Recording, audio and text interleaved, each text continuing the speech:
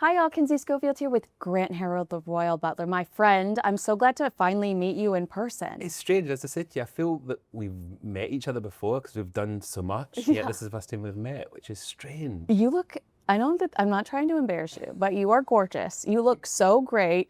And if our audience follows you on social media, you talk about this health journey you've been on. So congratulations, you look amazing. Yeah, I think I call it midlife crisis. No, I love that about you. You get to your mid-40s and you think, wait a minute, I want to change. Yeah. And so just went on a detox and joined the gym, and that was that. And now you're a supermodel. And that was There's a supermodel. I wish I was a supermodel. No, it's been really cool. I think one of the biggest compliments I had was somebody said that I'm trying to look like Gareth Southgate. So I thought, I'll take that. Yeah, That's okay. exactly. Well, if my audience doesn't recognize you, which you said you ran into a friend that didn't recognize you. Recognize me, yeah. You used to be the butler for King Charles and Prince Harry and Prince William. You spent time around the boys. You spent time around Catherine, the Princess of Wales. So you are so knowledgeable when it comes to the royal family. I wanted to pick your brain a little bit about that. But will you promise you'll come back and talk to me about your new book? I'd love to. Okay. The book, yeah, I'd love to come back. Okay. All right. So that's like what we call in the industry a deep tease, ladies and gentlemen. So watch this space. So Trooping the Color is happening. And what's it like to see? You worked with King Charles when he was Prince Charles, that evolution. Are you proud of him as king? And do you think that he's been a good king? Yeah, I'm very proud. I think he's doing an amazing job. I feel sorry for him. Yeah. That obviously losing parents is awful, and losing two in such a short space, which weirdly is what happened to me. It's because my parents died about the same distance, about a year and a half between each other. I'm sorry. And no, it's kind of life, isn't it? But it shocks you because it makes you think about your own life and your own mortality. You start kind of thinking about so many things, and I'm sure for him, losing his father would have been a shock. Losing his mother so soon after, but it's not just losing your parent. It's suddenly he gets that job, the monarch, which is it's always said it's the job that everyone's kind of said it's the job he wants, but it's not really, because you've got to lose your one of the most important people in your life to get that job. So it's difficult. But since becoming king, he's had literally his own health battles within the first year. So he's had a tough time, but I think under the circumstances, he's doing an amazing job. Absolutely. And Catherine, you met Catherine when we were meeting Catherine for the first time, except you were actually spent time with her. What's it like to see her grow up and be so gorgeous, sophisticated, a great, sweet mom, and a future queen? That is wild to me that one day she's going to be queen. Do you know what's nice is the Catherine that I knew to the Catherine I see now is the same Catherine. Oh. No different. She was always polite, she was always friendly, she was always giggly, she was always fun, courteous. Everything you see is exactly what she was like. And again, you feel proud and kind of lucky that you get to spend time with them behind closed doors and get to know them. But it's equally strange, like with Trooping the Colour, when you stand in with the crowds as one of many and you look out and you see them and you think, well, I'm one of the few that actually got to spend time with them on their own. You do kind of pinch yourself, think, did that actually happen? And it's equally nice when they see me. I don't know if they still recognise me now, but when they have seen me in the past, then they come up and say hello to me, which is equally nice. But as I said, I don't quite know if that would happen now. I think they probably just walk past me and not even know it's me. There you go. That's a handsome fella. When it comes to Catherine, you teach etiquette. Yeah. Did she just roll in and immediately know exactly how the game was played, or? Yeah, there's this myth, a legend that royals, or when you join the royal family, you learn you go on a course to learn etiquette. Yeah. And I wish that was true, because I'd love them to come in my courses. That'd be amazing to have somebody like that in one of my courses. It doesn't work like that. Yeah. They learn from their other halves. They learn from the family. They learn from the Queen Elizabeth. Wow. The King. That's how they learn. Even from my point of view as a member of the royal household, I had to learn etiquette and how to behave and how to act around them. And I learned from other staff members and from the family. Well, so you did live training. There wasn't like a 2 weeks where you were an apprentice. You somebody said, you did that thing wrong, and then you had to tighten up and learn that way. You learn the hard way. You make mistakes. You do things wrong. and you quickly learn, everything from when you meet them, what you're supposed to do, what you're not supposed to do. No, it's not that they don't tell you, they give you a guideline, but then you're never really sure. Yeah. And when you do have time, when you're on your own with them and you meet them, you're kind of thinking, do I do this? Do I not do this? Am I supposed to smile? Do I not smile? Do I walk backwards when I leave? Yeah. Because that in the movies, you walk Yes, backwards. yes. I'm thinking, you're Wait, supposed to is walk that real? backwards. Because No. that, oh, thank God. It was originally, there Yeah. was positions in the royal household where you would walk backwards.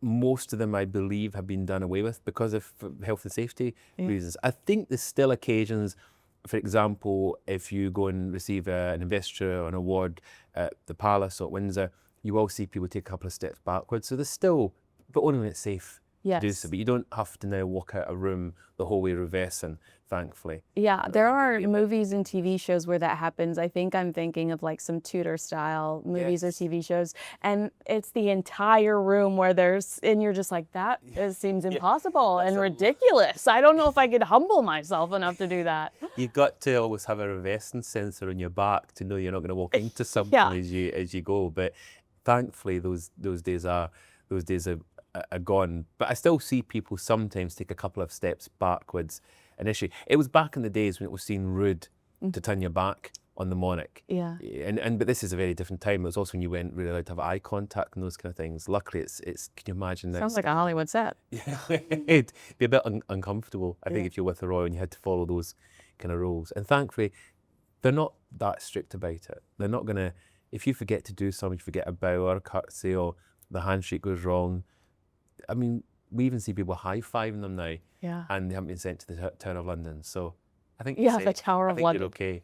Well, I'm glad you brought that up because when Harry and Meghan moved to the States, and my audience is primarily in the United States, the tone was that William and Catherine, the king, they were too stuffy. Meghan had holes in her jeans. She was barefoot. She was a hugger.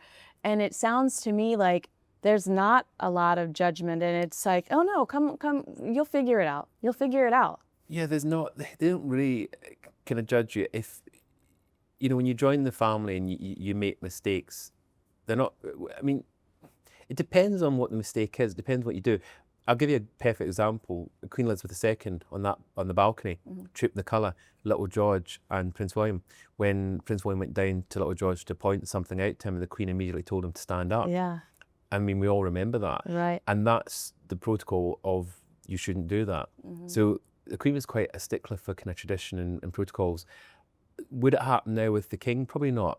Probably wouldn't happen. It's slightly different. And going forward with William II would never happen. So it just shows you it's a very different royal family now. Yeah. So you could probably get away with a lot more now than you would have got away with in the past. But on saying that, the Queen was really good fun and she had a lovely way about her. And even though she was a stickler for tradition and protocol, she was also fun as well.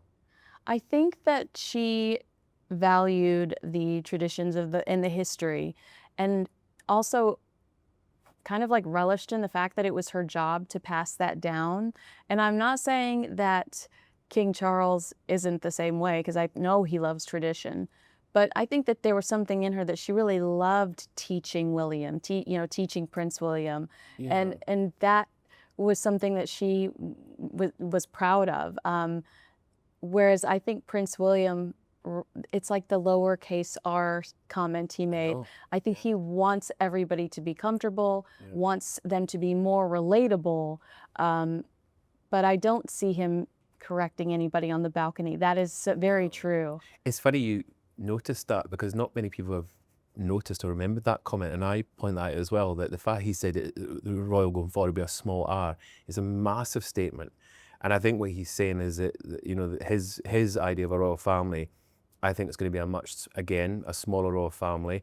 I think still got a significant place within the British way of life. I don't think that's going to change, and ceremonial still important.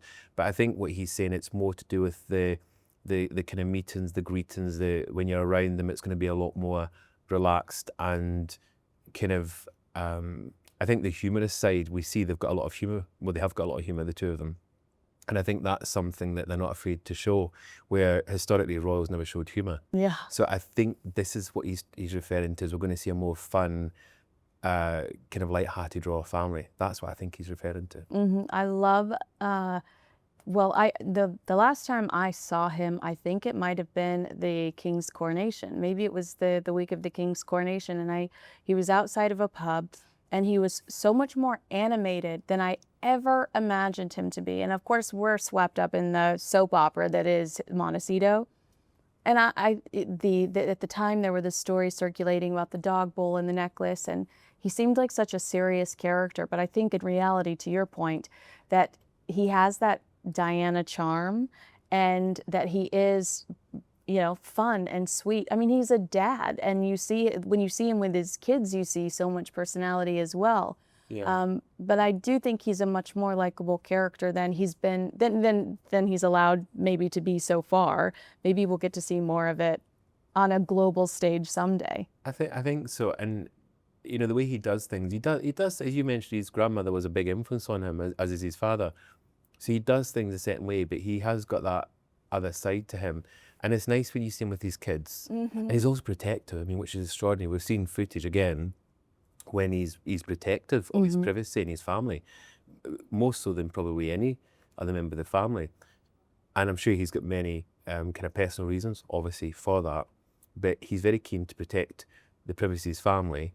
But at the same time, he's also happy for the world kind of to see his family and to give behind the scenes. Like, again, with coronation, we saw those videos behind the scenes, and Catherine, sharing her journey, her cancer journey with everybody, and updating, which is never happened. It's unprecedented. We've never had these kind of things happen before. So it's quite interesting. I've got to correct myself. People sometimes say to me, "You call her Kate, but her name's Catherine." And But you knew her when she was that's Kate. that's what I try to explain to people. Yeah. When I met her, when I was introduced her, she said, "I'm Kate." Yeah. So I only ever knew her as Kate. Yeah. So obviously I tried. So you do respect her. Oh, absolutely. Yes. Absolutely. And I try to, but I sometimes correct myself because when I go back to those days, that's how I knew them as William and Kate. Oh, I love it too. My favorite days. This is very embarrassing, but there's a Lifetime movie about them. Yes. And it is just cheese central, and I love every second of it. I've seen it, but Oh my gosh, when he karaoke's in the bar, I die.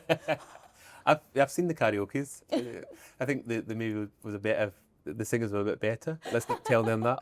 No, William's actually, he's not a bad singer.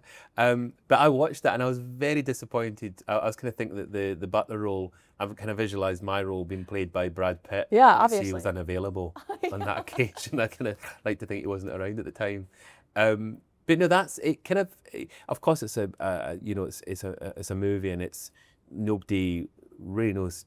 Well, those of us that were there know, but you don't really know what took place. But I wouldn't say it's accurate, but it certainly gave a fair kind of idea of what their lives were like, because they did have as normal as can be lives. They were able to kind of be themselves for a long time, which was really nice. And they captured the magic of falling in love, and they somehow, you still were enchanted by the fact that he was a prince, but the love story is really about two young people. It really is just about two young people. You don't get swept up in the fairy tale too much. I mean, I can't believe I'm sitting. This is my glorified review of the Lifetime movie that came out like almost 20 years ago. But yeah, do you mind if I ask you some etiquette royal related questions? Okay. So what is the biggest etiquette mistake people make when meeting a royal? Is it the curtsy? Is it not addressing them by the correct title? It's panicking. Yeah, that would be me. Panicking is what, so all those things, people panic. It's extraordinary. I have seen the greatest and the good who are completely relaxed and fine one moment, and as soon as the royal walks in the room, they Melt? completely fall apart. And they literally can't even speak. It's all over. They can't even get a word out. They forget. I've seen men curtsy because they forget. It all falls apart, and I think they just get so nervous. And what I say to people is, don't. In fact, I gave this advice to somebody literally the other day who was meeting a member of the royal family. I said, be yourself. I know this individual, and I said, they will love you for you. Do not try to be something you're not, because that's what they see through, and they would rather people than just themselves than try to be something that you're not. So my biggest advice would be, just be you. And if you remember the bow and the curtsy, great. If you forget, don't worry about it. If they offer you the hand, then you do the handshake and let them lead the conversation. Keep the conversation light. Those are the things you should do. But just enjoy the moment, because we're so worried about the whole build up to it. You don't actually enjoy it. And then when it's over, it's because split second it's done. And then you're kind of thinking, wow, did I do that right? Did I say this right? Enjoy it. That's what I would say. I will definitely be reliving it for the next 20 minutes. Did I curtsy right? Did I go low enough? Like, that's so to imagine men curtsying, that's my favorite visual so far. So, all right, here's my next one. What's the most common protocol you had to remind guests or staff about? Or did you? Were you a stickler at all? No, I mean, I suppose it is again back to the titles and the bow and the curtsy, which, you know, I was kind of, if somebody was coming to meet them, I'd say to them about the bow and the curtsy, but I'd also say you don't have to do a bow and curtsy. It's entirely, even the British monarchy website states you don't have to. It's a personal choice if you want to. But what I'd always have to, you know, the one thing I'd have to kind of remind them is about titles, because obviously it becomes a bit confusing. Yeah. People, what do you call them? Yeah. Obviously, as a king now, he's Your Majesty followed by Sir. When he was Prince of Wales, it was Your Royal Highness followed by Sir. But you don't repeat Your Royal Highness or Your Majesty. It's just Sir until the end of the conversation when you're finishing, and then you might say, you know, thank you for your time, Your Majesty, or and then that's the end of the conversation. So don't keep repeating it the whole way through, which is a mistake some people might make. Me. I would just be like, King Charles, King Charles, King Charles. Yeah, and we don't, and that's the other, you don't actually address them as King Charles. There we go. That's one of the Kinsey things. gets the boot immediately. You have to avoid the King Charles. It sounds like a Disney movie. Yeah, it does. It does, absolutely. How do royals signal that they want to leave a conversation or event? Is there a secret code or gesture? Because I read that the Queen would like clutch her purse or something. I've heard this. I'm going to be honest with you. I don't quite. I've been made aware of this. You've never been in charge of the Irish exit. I've never witnessed this. It doesn't mean to say it's not true. Yeah. Because I could believe it. But then if you look at Prince Philip, his protocol was amazing. Walk. Yeah. He would just be gone. Yeah. There was no kind of, oh, he's off. Okay, that's it, done. The Queen, as far as I was aware with my royals, if I can say, the King, the Queen, Queen Camilla, William and Kate, there was no kind of signals. It was very much conversation finishes, move on. Yeah. But the Queen, of course, it was the handbag. I think that was the signal to a lady in waiting. It was time to move on. I've seen her do this with the handbags, but I wouldn't have necessarily meant that she'd had enough and she was moving on. The Queen was quite capable of just finishing a conversation and moving on. Right. As I was aware. Yeah, that's a good point. She was a strong enough, you know, personality where she could just be like, you know what? I miss my corgis, which would be me. I'm out. Okay, unless you mention corgis, then she'll come back to you. Yeah. Oh, then you're back in, or horses. All right. Which royal was the most relaxed about etiquette in private? Can I guess? Can I guess? Yeah, have a guess. I would suspect Queen Camilla. Yes, that's fair. She was very, very relaxed, because the way she was as a person, you know, if you didn't bow or you curtsy or you forget to call her by a title, it wouldn't even faze her. But a lot of them were like that. A lot of them were similar to her. But see, I knew her obviously before she was married. I mean, I was there a year before she married, or before they were married. Oh, so wow. I got to know her as Camilla Pack of Balls. And she was just when I used to kind of go to her house, for whatever reason, she was great. She was just, it was her that answered the door. It was her that made you the cup of tea. It was her that did it. It wasn't staff. It was just her. Oh, wow. And I think she's still like that. She's still got her, as we know, she's got her own place. And I think, if you go and see her, it's very much her home. She's the one that boils the kettle. What about Prince William? I feel like you could get away with a lot. You could. When he was younger, at least. When he was younger, definitely. 100% when he's younger. But I think even now, he's quite humble. He's got, I think there's a lot of him, when I see him or when I was there and speaking to him, a lot of him obviously is his father, without any question, but definitely a lot of his mother as well. The kind of humble side and the kind of down to earth and the kind of humorous side. But his father's got humour as well. People always assume that it was just Princess Diana, but his father has equally got humour as well. I mean, he talked to his plants. He had to have some. He had to have some talks to his material. plants, and amazingly, it seems to have worked. If you're inside Royal Gardens, they look amazing. Yeah. I encourage everybody to talk to plants. I think you have the best gardens. But his humour. What was interesting about him was when you got to know his humour, it always used to kind of take you aback because you suddenly say or do something, and you think, has he just made a joke? Yeah. And you'd be like, oh, I imagined it, and then you realise that was him. He's got great humour. Did you ever meet Princess Diana or No, Sir Pat? she died. So I started in 2004, and obviously she was about 6-7 years before, 97. So I didn't know her. But what I will say, and I've kind of openly talked about this, is that her influence, her presence, her name was very much still around, if I can say that. So she wasn't all these rumours about, she was cast aside or forgotten. Absolutely not. Oh, that makes me really happy to hear that. She was That's very so much. sweet. She's very much part of that family, and I still think it will still be the case. Would they allow pictures of her and things like that around the house, at least in the boys' rooms? Oh wait, Difficult to answer that one from a partner's point of view, but on saying that, what I will say is that her memory is very much alive. I'm happy to hear that. That's so sweet. That's so sweet. Who's the most particular about formality or tradition? Because I've heard rumors about Prince Andrew. Well, I have as well, and I didn't really know him that well, but I used to get told he was quite a stickler for it. I would have said the Queen was quite strict when it came to kind of protocols, and even though she was fun and she had a fun side to her, I think she was, she was very much of a different generation, as was Prince Philip.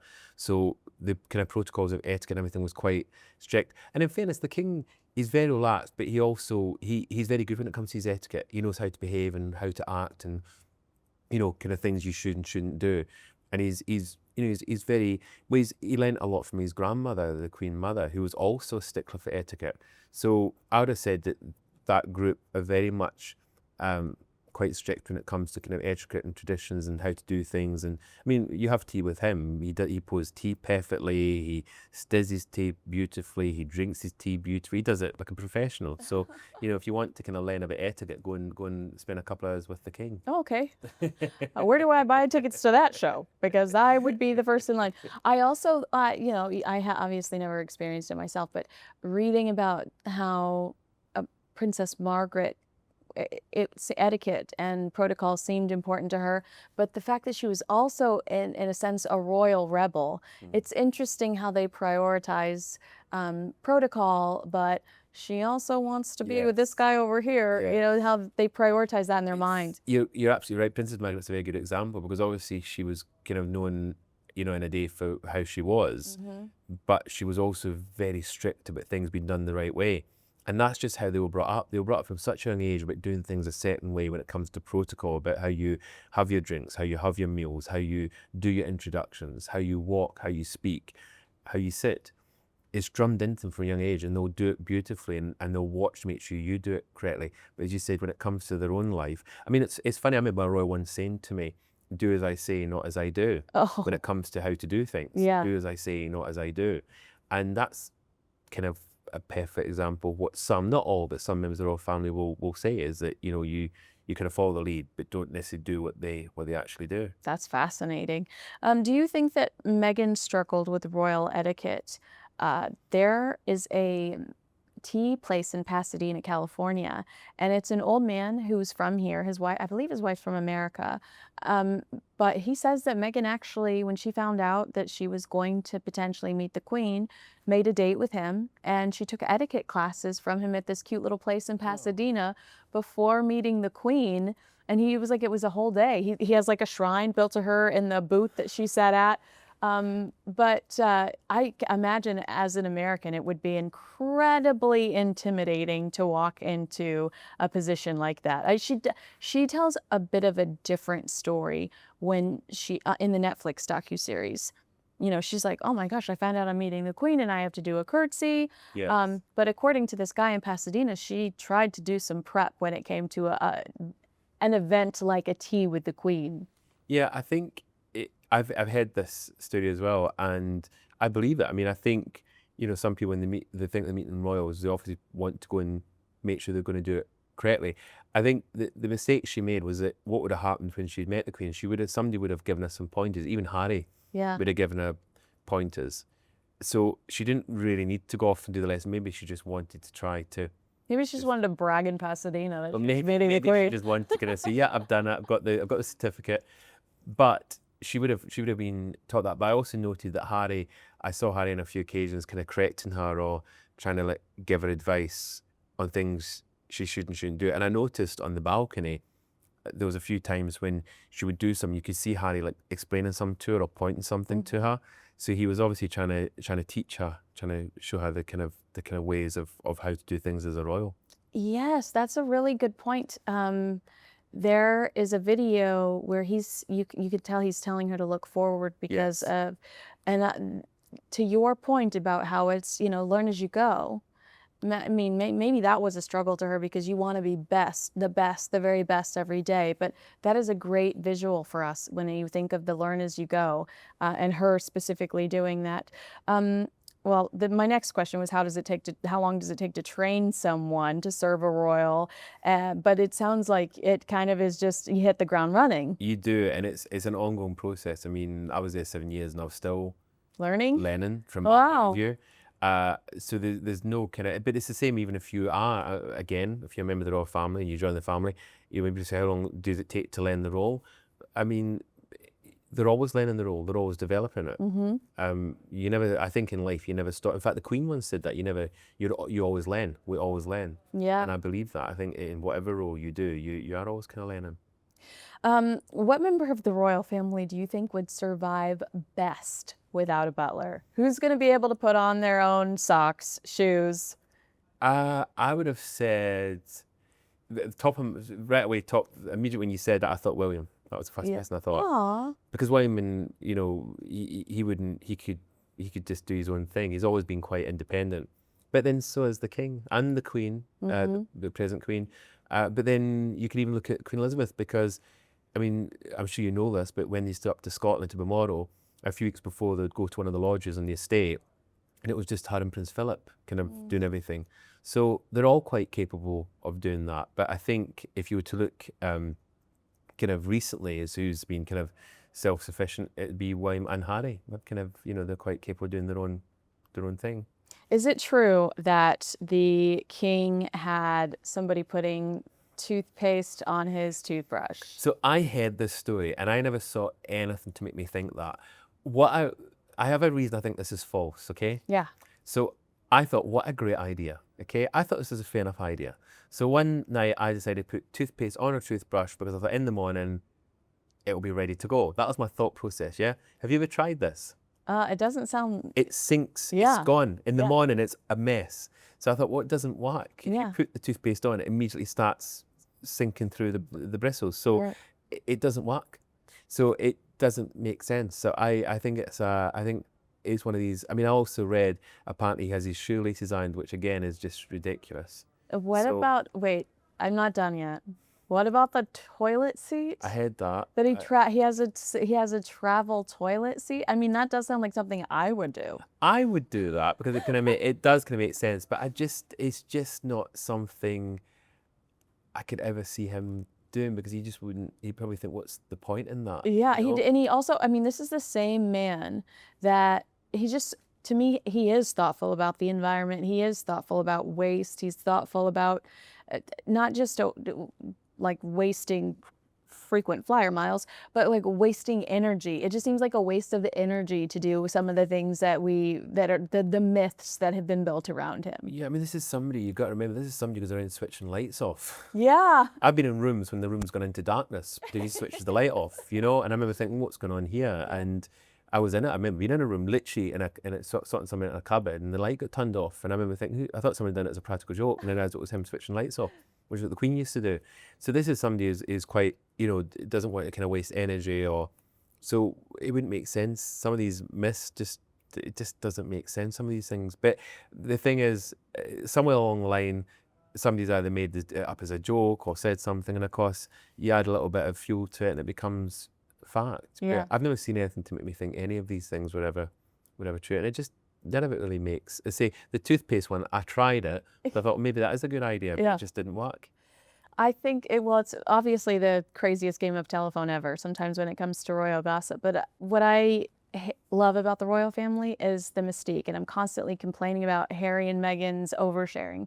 And I know it's funny to sit here and talk about toilet seats, but the reason that I think the royal family are so special is because Mystery. yeah, well, the things like that can circulate, and you and I would genuinely, if we weren't sitting here right now, would sit in a coffee shop and laugh about that. And I'm not judging the king for it, but the fact that these stories can take on these big, you know. They can, and as you only need a little bit just to kind of make it suddenly go. But I think that's the sad bit, and it's always going to be that. There's always going to be stories that can come out. I think if you said, I feel that they are entitled to privacy. Obviously, with what I do, I work in the media, as you know, I do the commentary. But I always try to. I was brought up as a very positive individual, and I was doing media long before I ever joined the royal household. I was doing television, and so going back into it, I wanted to be able to share my experiences, but in a positive way. And it was funny because I remember they said, we had a meeting many years ago, and they say that when you leave, you always are like an unofficial ambassador for the family because you work for them, and people are always going to be interested in you, and they trust and hope that we will always promote them in the right way. And that's what I see my role doing, working in the media, which I love doing, being able to kind of promote them and share them in a positive light, which there is another way I'd want to talk about them because they were very good to me. They were amazing employers, and it was great fun being around them and getting to spend time with all of them, including Queen Elizabeth. No, I can testify to that. You're always very uplifting and positive about them, but in a genuine way, in a sincere way. Do you remember the story of, I believe it was a tabloid here, they somehow managed to get a job working within the palace. And one of the big takeaways from their brief time working within the royal family was that Queen Elizabeth had her breakfast in Tupperware. I remember this. First of all, how cute is that? I remember because I was, and there was photographs. You remember all the photographs? And I was working for the king at the time. I remember that when it was all over the press, and we were all quite shocked. Oh my gosh, how did you deal with that? What was? Did you start looking at each other? Well, like yeah, because you think who's going to be the next one to go and because you're always aware that there's a mole within the organisation. There's always moles in the organisation. That's how information. You know, when they say that an insider, that's how the information gets out. Sometimes it's an insider that's got permission to do that, but normally it's somebody who hasn't got permission. And so when that happened, everyone was suddenly like, even to take your phone out in a room to look at it for some reason, you were frightened in case somebody thought you were about to take a picture or something. Yeah. So it made the whole thing really awkward. But I think also it wasn't bad. It just gave a different insight into how the Queen enjoyed her breakfast. And I think seeing the kind of Tupperware pots and everything everywhere, I think people might have been surprised. Charmed. But then it's a good way, to be honest, it's a good way of keeping things fresh because if you think about the cereal packets, and unless you get these clips now, if you have them in these... This is a very logical explanation, yes. They're good to get. You know, it's funny, at my dog food, I keep in a Tupperware very similar to the ones you use for the cereals. Yeah. And I know I have friends that saw that article and now they keep their cereals in Tupperware. Yeah. So, no, I mean, I think that they wanted some big expose, but what they got was the Queen is a very logical, adorable human being. Yeah, and very practical as well. You know, she's sensible with how she does things. So I don't think it was what they thought. I mean, it was still big front page. Obviously, it was front page news because somebody had got into the palace. That was the big. It was a security breach more than anything. Oh. But what he saw and did, you know, I think there's a picture of stroking the corgis and all that kind of thing. It didn't really shock anyone. I don't think it shocked anyone. Well, to me, it gave me the feeling that they're not as. I mean, it's just not as excessive when it comes to luxury. They're not dripping in jewelry all the time, and they're very real people. They're probably dressed comfortably when they're not in a room full of world leaders. I think it's important that we remember that these are real human beings. They're real human beings, and the only time they get their private or their downtime is behind closed doors. So when people kind of say, "Oh, I want to go behind closed doors," of course it's fascinating to see how they live and what they do.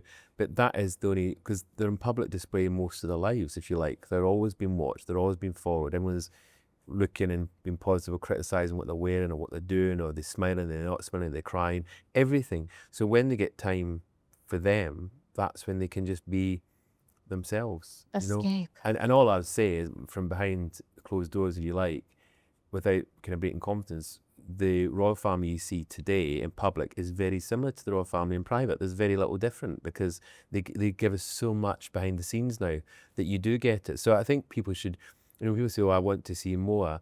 I'd say it's amazing the access that we're given. I think, you know, be grateful for that access, because they give us so much, and they deserve to have their privacy beyond that, I think. Were you even alive when they did the documentary? I think it was for PBS, Was where where it was like it was Prince Philip, the Queen, their young family. No, but I watched it the other day. Did you? Because remember, it was banned. I watched it. So it was done about 8 years, I think, or 7 years before I was born, Yeah. which is extraordinary when I watch it, because it seems so long ago. Yeah. It makes you feel old. Yeah. But it was extraordinary. Now, I watched it, weirdly, I watched it the other day, the whole thing. I've never watched it. And it's fascinating. But what was interesting about it was it showed you how normal and down to earth the Queen was. Yes. Which I didn't even know. When I went to work for it, I had no idea about this documentary. And when I watched it, I remember thinking, what a great character. Yeah. And it's exactly the Queen in the royal family I got to know.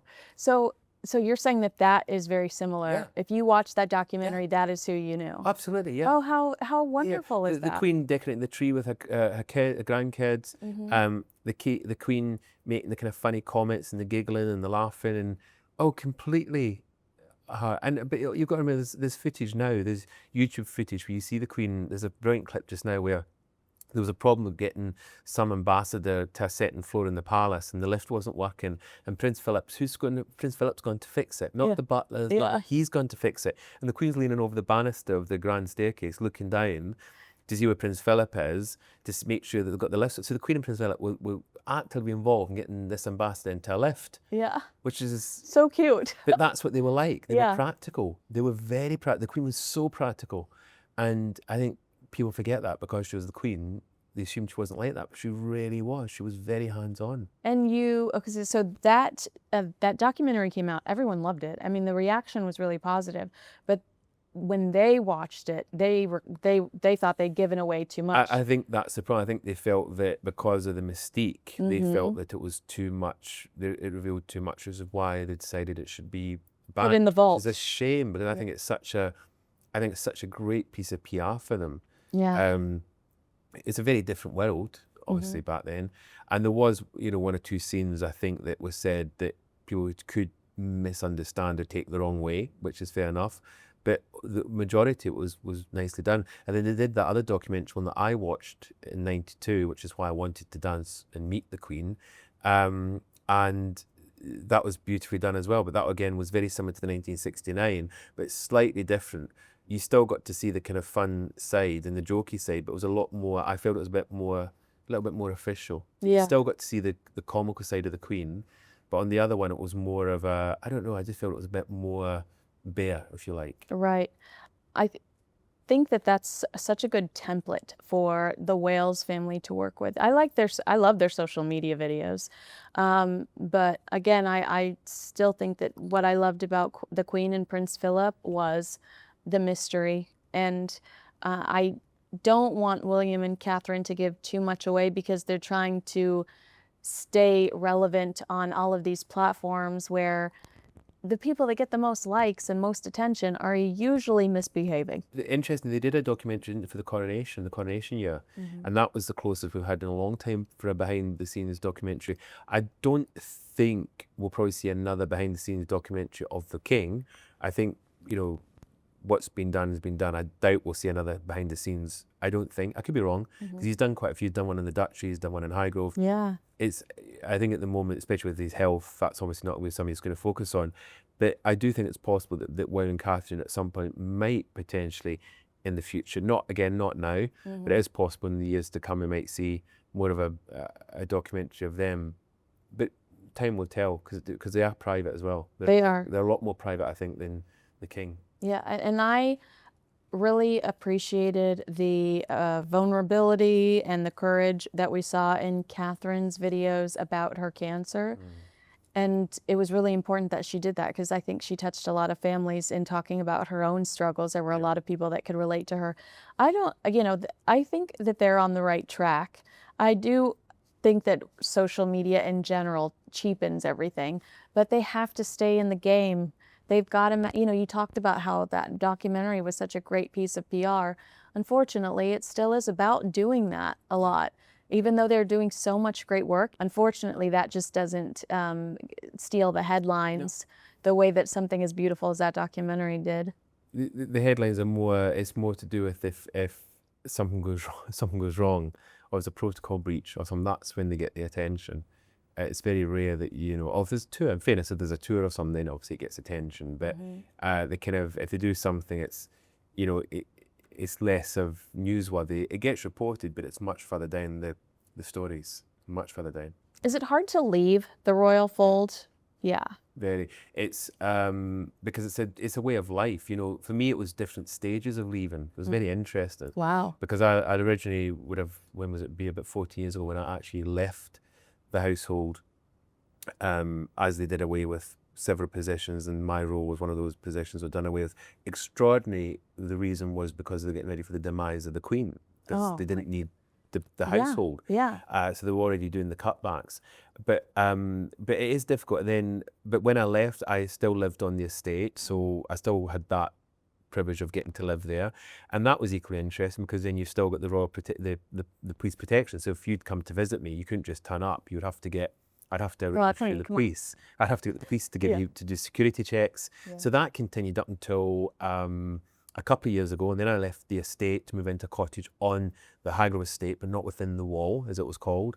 And then I was there for a couple of years, and only recently, in the last year, have I moved into a property that's completely away from the estate. It's still in the same area, it's just not on the estate at all. So, but it's very strange where when people come and visit me, I don't need to phone up the police control room and say, you don't have to ask permission. Coming to visit me or something. Yeah, I don't have to say get permission that someone's coming to see me. So that's so strange. So it was done in faith, which made it strangely probably made it easy. I think if you suddenly left all that behind, you're going to go around thinking you feel vulnerable because suddenly you're in the outside world, and that protection is not there for me. It's there for the family, but it's nice. You get used to it. Yeah, exactly. You get used to that lifestyle. There's another American, I think, misconception is probably that you made a ton of money doing this, but the reality is you're not like a millionaire for working with the British royal family. You typically do it just because you believe in the institution. Is that correct to say? Yeah, I mean, they say to you that when you work for them, as I said, you become a sort of an unofficial ambassador,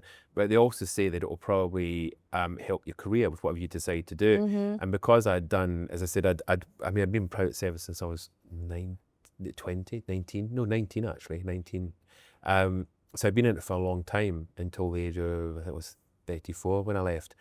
And for me, being able to rebuild a whole entire new career through an etiquette school, a butler school, through social media, to become, like I said, becoming an influencer has been extraordinary, because that was something I never thought I'd ever. I thought an influencer was some sort of skin condition when I first got told that that's what I well, looking at some of these people online, it could be. But it's amazing how suddenly you can create, and it is thanks to that. I wouldn't say it's not. Of course it's thanks to that. I mean, kind of getting known as this character, the Royal Butler, and because of my background, it's amazing. And now branching into so many other things like yourself, doing the Royal documentaries, doing these kind of shows, and now trying to venture to YouTube, which is going to be interesting. So I'm just trying different things. You're going to be one of our YouTube friends now. We're going to have to tag you. It's going to be, well, I had a YouTube channel for years, which had quite a big audience. I think it was about 50,000. But I've now decided to start all over again, and I've teamed up with the King's former senior gardener. We thought oh my gosh, have you guys heard of Rupert Bell? Because Rupert Bell loves to talk about gardening. Oh really? I'll have to introduce you. Okay, well. But you're like royal. So it's a royal butler and a gardener. We're going to team up and do a bit of etiquette gardening. Chic! And because my life's quite unusual, because I get to travel the world. I work on cruise ships. I get to work I've worked with everyone from Kelly Clarkson to Sabrina Carpenter. Yeah. So we thought, wouldn't it be fun to kind of film this and let people see what we got up to? So we only launched it a couple of days ago. So, it's So all, this is the exclusive. this is, yeah, it's brand Oh, new. no big deal. It's I brand love new. it. I love an It's exclusive. So what brand is the title of the? It's a very strange title. It's Royally Roman Nomads. So cute. Royally Roman Nomads. So And, tell me about Sabrina Carpenter. Obviously, I have to go for the hard-hitting Sabrina. stuff. So I was asked to go and do a show in London a couple of years ago Uh-huh.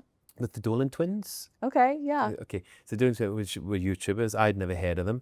And I remember meeting them, and then Skittle came into the room, and I basically just thought, oh, she must be an assistant or something. So I An didn't adorable assistant. take any notice of it. I was at the end of the room, and then somebody said, oh, can I introduce you to Sabrina? And I went, yeah, sure. And I didn't know who she was, and I met her, and we got chatting, and we got on really well, and she was just fun.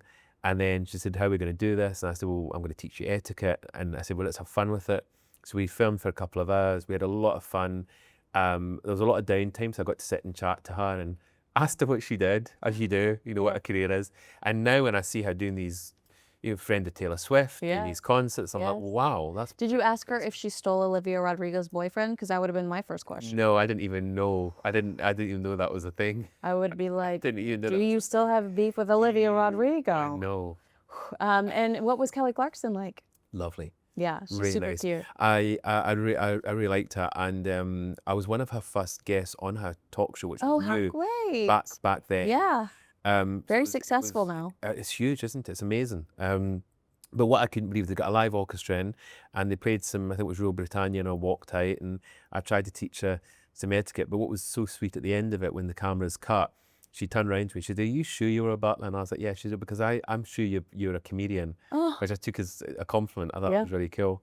And we've kind of, through a mutual friend who one of our team, we've kept in touch. In fact, some friends went over and watched our show this year. oh. So we've kind of kept in touch, which is nice. So Well, she's doing great. I mean, know. that's one of the probably most popular shows in the States. I suspect Meghan Markle will be on it soon. well, but who knows? But the other thing I should mention was when I was invited to go on a show and I got the message through from my team, I remember having to Google who Kelly Clarkson was because She's an I American Idol. didn't even know.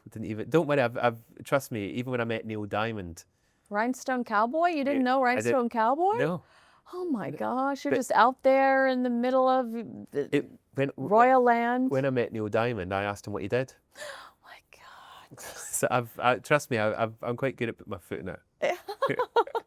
So was he nice? Oh, he's amazing. Okay, good. Lovely, a great guy. It was such a great fun getting to. He was friends of a farm at the Bedfords who I used to work for, so I used to see him quite a lot. So I obviously got to know him, but an amazing guy. And he used to invite me to his concerts. I could never go because whenever he invited me, I was always back in Scotland. Yeah. And I once said to my mom, "Can I go to the concert?" She was like, "No, you cannot. You've got to come home." Oh my gosh, I So- can't believe your mom wasn't like, ask for a +1. It's Neil Diamond. No, she wanted me to go back home. She didn't want me to go She to that loves you. concert. So Very yeah, popular. she was like she was quite strict. Yeah. So are you violating any privacy rules if you tell me if any celebrities showed up at the King's doorstep while you were working for him? Did you have No, any I VIP think- guests? I mean, it's kind of talked about a lot of the Beckhams, the Alan Titchmarsh, Judi Dench, all Judi Dench, oh, she's been such a great support of Queen Camilla. I adore Judy, and I'm very lucky that I also know Judy. I've known Judy for a number of years. Does she FaceTime you from the bathtub?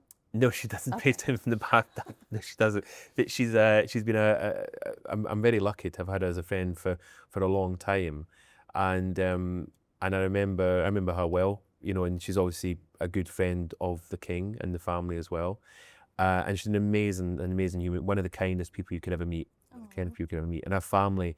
Her daughter Cynthia and her grandson Sam are amazing as well. She's got an icon, really, isn't she? She is. Icon. Yes, all over, even for us. Talk to me about the Beckhams, because there seems to be a real bond between David and the King.